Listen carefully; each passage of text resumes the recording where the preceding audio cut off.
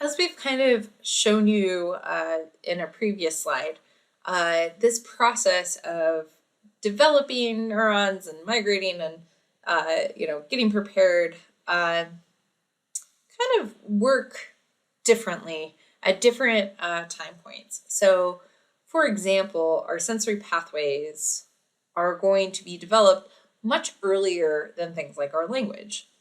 So, having a good baseline during the first year or two of life is really important for things like developing our sensory systems. Language also is relatively early, but it's still developing, as you will find out in your other videos.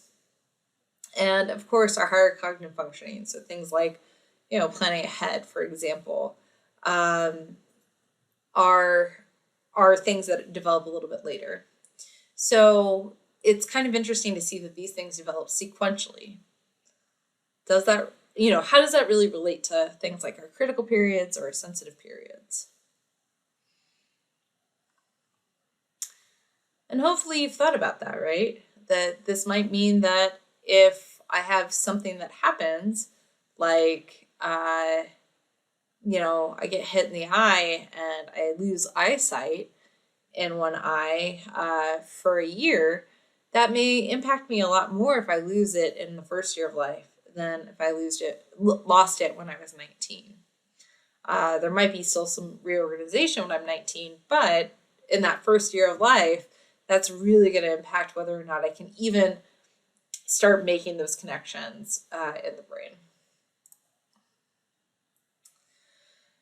So the last part that I want to talk about in this sequence is really about this idea of neuroplasticity and how experience actually influences neuroplasticity. So plasticity really is, can we change the brain based on our experiences? And hopefully you realize that yes, your brain does change a lot with every experience, even listening to this lecture. So experience expectant plasticity really says that we expect certain types of stimulation. So for example, a healthy baby, we expect that baby to be able to see. Our brain also expects that baby to be able to hear. So our brain is already kind of coming wired in with some connections, and from the from the ear to the auditory cortex, and from the eyes to the visual cortex, right? It's already expecting these things, so it's already kind of like wiring it in. And we expect to have that development over time, right? So even though it's really dark in the womb, our visual system is really expecting us to eventually look outside and be able to see things. And the visual pathway is going to change based on that experience. Experience-dependent plasticity, though, is that neurons are actually rewired all the time based on what experiences you have. So things like if you are a musician. As a musician, your brain is rewiring itself dependent on what type of instrument you're playing. So if you're playing something like the piano, you might get more of your neurons devoted to your fingers in the motor cortex. Whereas if you're playing something like the flute, maybe you would have some of that finger thing too, but also maybe something with your lips. So being able to regulate that airflow. So the way our brain is reorganizing itself is really dependent on whatever my experience is.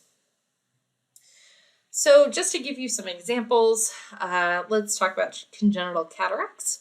So a lot of babies will actually come into the world with a cataract, so they have occlusion in their eye. But as I said before, our visual system really expects you to have that input. And if there isn't that input, then these neurons really, right, it's use it or lose it, so they still want to be used in some capacity. So they may actually be recruited for other functions, so things like auditory processing. And this also works when we're talking about the critical or sensitive periods, where you really want to remove these cataracts as early as possible, because that very early visual experience is really, really important for developing the pathways, our visual pathways correctly. So studies have been done and really suggest that within the first 6 weeks, you should have the surgery to remove it, because if you wait till later, your brain might have already reorganized itself. And just to give you an example of experience-dependent plasticity, the motor cortex in your brain may actually look different dependent on whether or not you play an instrument or a sport. So you might actually see greater growth. And it might depend, right? If I played soccer versus if I played baseball, you might see different types of specialization in your motor cortex.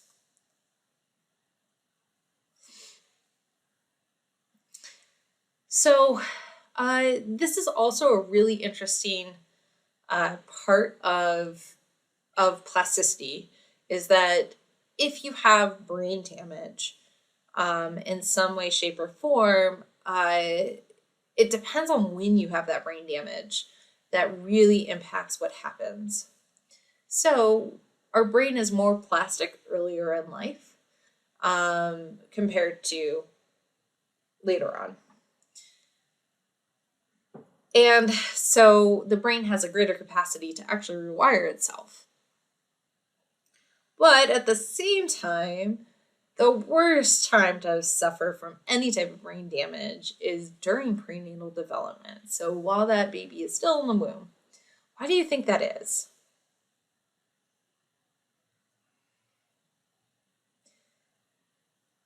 I hope you go, oh, it's because that's when it starts to even get that the structure down. So if the structure is messed up, the functions might be messed up, right? So that is something that happens with like fetal alcohol syndrome, right? So the structure of the neurons are no longer in columns, and that can make the function not work as well, right? So that's the worst time to suffer brain damage. But I also thought it would be cool to see a little bit of a case study. Can a child live without half of her brain? And so we'll watch this short video about a woman talking about her hemispherectomy. Yeah, that's right, losing half the brain, and how she's doing now as an adult.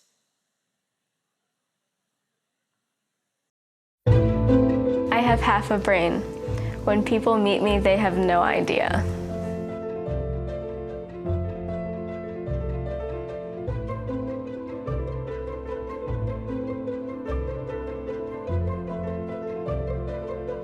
I only remember my very first seizure. I was at my daycare playing, and the next thing I knew, I was in an ambulance. We hightailed it to the hospital and just watched her. She had another seizure the next morning, but nothing that they did worked.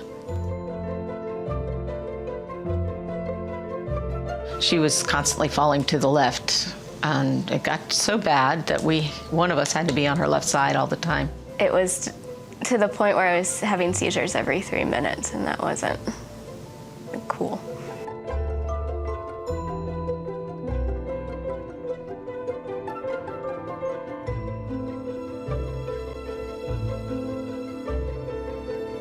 The doctor explained that the only way they could treat it was to take out the half of the brain that was affected.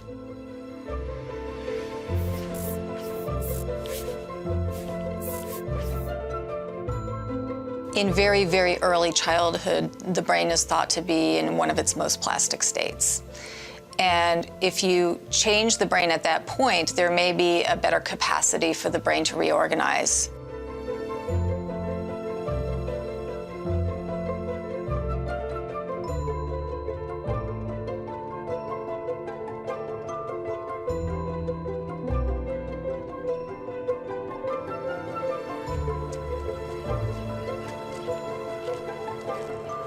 I am a very positive person. A lot of times I'll joke that they took out the mean side of my brain and they only left the happy side. If you had asked me 25 years ago, if it was possible to take out half the brain and still have functioning life, I would have said, you've got to be crazy. But here we are. Life now with half a brain is, for me, is no different than anybody else. I've been married 4 years. I live on my own with my husband. I'm really glad my parents did what they did, because I wouldn't be where I am now if I had had the surgery any later or had waited any longer. So to just give a very short conclusion, our brain development does progress in stages. We have a lot of brain development happening within the womb and then also outside. And some of that's dependent on our experiences that we have. So that can definitely change our brain development.